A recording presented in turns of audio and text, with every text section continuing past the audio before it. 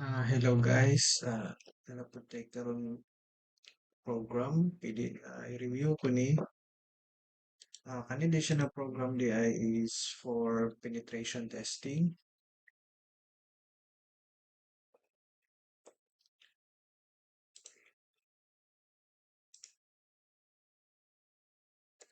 Eight rat. Website. 88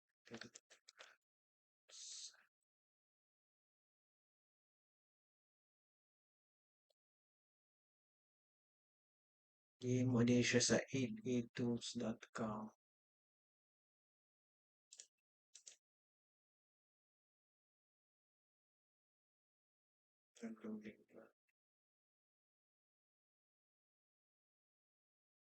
So unsa man yung mga kanisya? Unsa man ni siya? Kanisya kung magisgutan in terms sa cybersecurity, mali siya gitawag remote access Trojan. Meaning, during sa exploitation, pag ma na na sudlan na ang imong computer, kinabutang ni siya sa mga hackers para makabalik sila o sulod na po sa imong computers. Muna siya gitawag nga remote access Trojan. Mo din ni siya guys. Ititra $200 speed. Mahal kayo. Taka-afford na.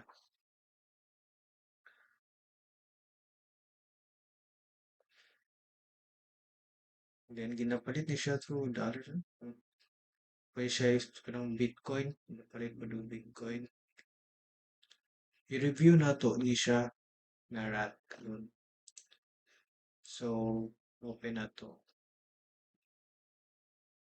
Then, regarding di ani, kung mag-download din mo ani di ay, dili mo magpataka og download kay basin ay mga pataban. Yeah. Ma-infect na yung computer. Kani, kani nga source din na kung gi-download ko ani siya, clean rat. Hindi ba dyan, mo dyan po i-clean nga rat kay kuan. Pero, kaya siya, wala siya ginapadagan sa background ba. So, i-try na to go open. Crack din siya dahil. Crack, reverse engineer. Ano makaingan ko clean? It is because kayong gitawag na ko ng itong gitawag.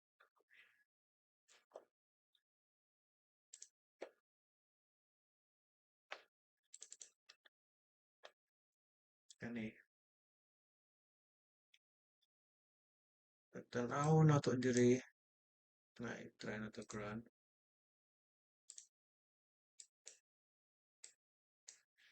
Examine na to. Ano yung kuhan? Kung mapalit ka, nandiyan ni siya pwede mo code. Then the repeat code. Then okay. Wala siya yung mga warning.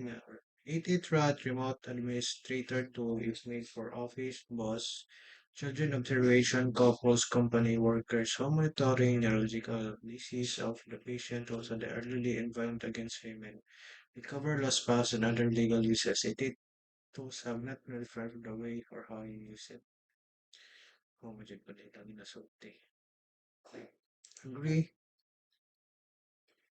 So, paman siya diri karon. Natura siya. Di mo nun ko pero so nakita diri siyang program is tanaw ninyo diri na mga path yung ginasudlan. Wala mo po nipapak sa tuwang murag kuan. Try na tong tanaw sa CMD.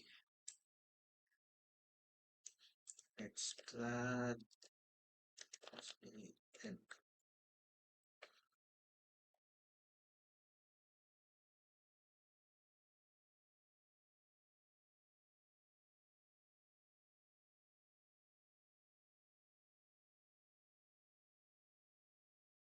Phishing.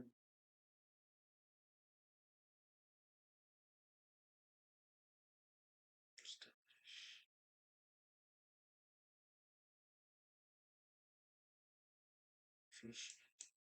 Isagara mong good pag once kung download mo ginani, kaya bitang pataka mo download. Hindi nyo i-review ta na kaning Process Explorer kay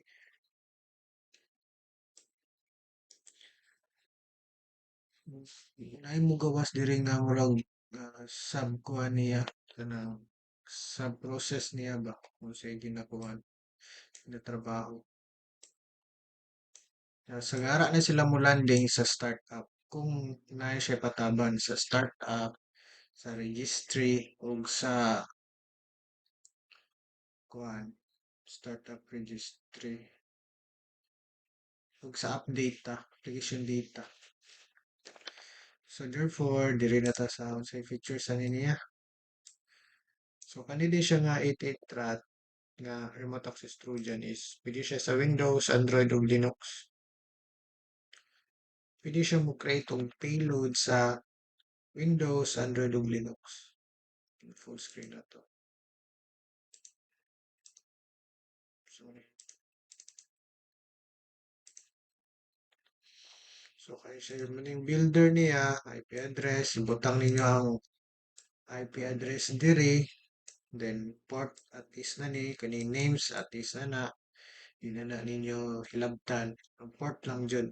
Port na ninyo kay mag-return back ang katong payload na inyong gisend sa inyong kuan.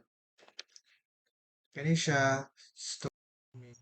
dapit niya install, mani ang process niya, mani ang gawas. Ahak na yung sulod nga mananap sa baba. Kani siya, mani ang pangalan niya. Then startup, dapit nga tanawa. Run server bot rigidit method. Run server in bot shortcut method. Then persistence, meaning persistence, pag mamatay ang payload, mabalik yapon siya. Then kani pong isa, same ra gyapon na siya. Sleep. Nganong naman ay sleep? Kay kanang sleep mong good, pag once nga karon na mga latest na mga antivirus karon, mga antivirus. Ang kusog jud mo dakop nga antivirus bitaw is ang Avast. Wala akong na-observe kanang magkanda kong kuan, char. Pari kuan ba sa pero kuan lang siya sa simulated or ay o lagi naka-virtual ba. Dahil pag sagara jud isang Avast kusog mo dakop. Ano, dakop.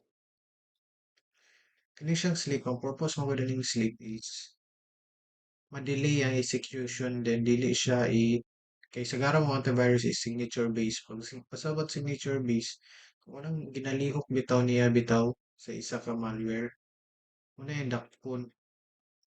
Kani compress pag-amay pa siya, kani i-script. I-crypt niya or obfuscate ang isa ka payload. Pag ma-obfuscate na siya, muna na rin siyang, dili siya ma-detect sa antivirus.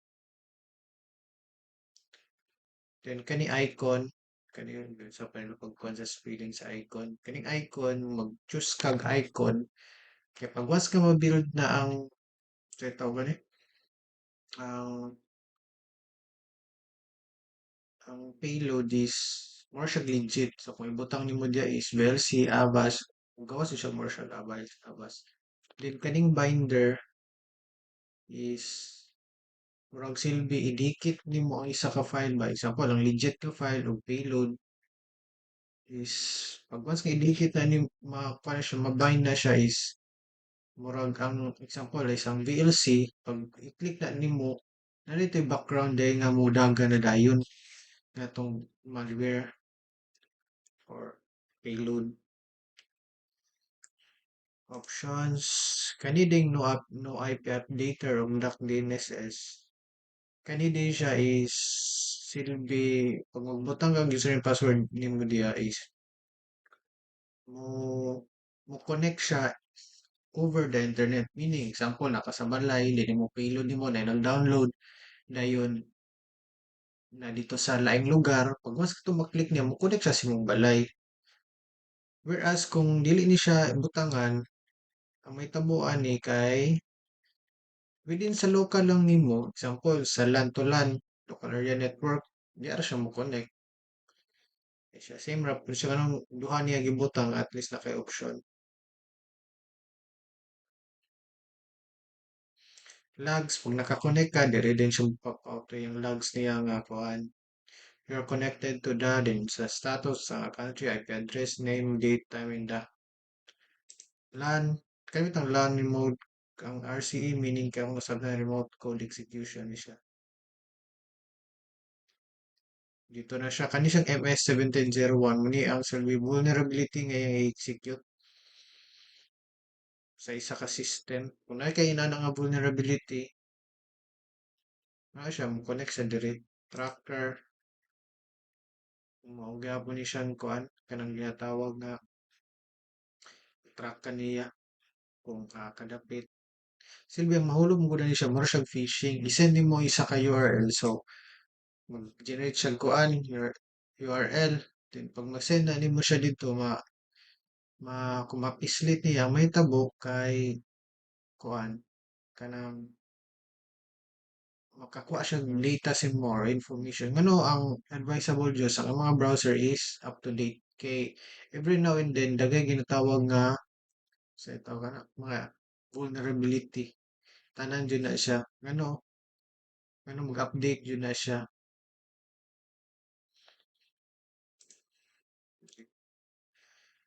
OS, Windows, Android, doon ako sabi ang kuhan. Then Linux, mo po na sa Tools, file transfer, FTP server, LAN, to use na pa siya, how to use diri. Share your files over your network via FTP server. You can send your link to other PC to see shared files and execute maybe your RAT server to the other files. LAN, mean local, folder, add file. Okay. Browser.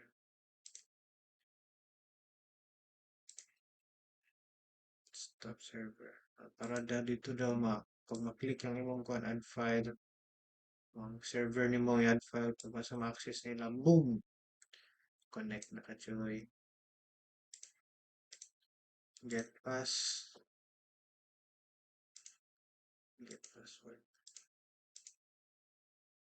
Then logs. Info. Change log. First of all, update 1.26. Okay. Dayon. Update. Password no. Then about. Muli ang mga developers sa aning remote access Trojan or RAT. Present this. City tools. Then defensive security penetration testing market.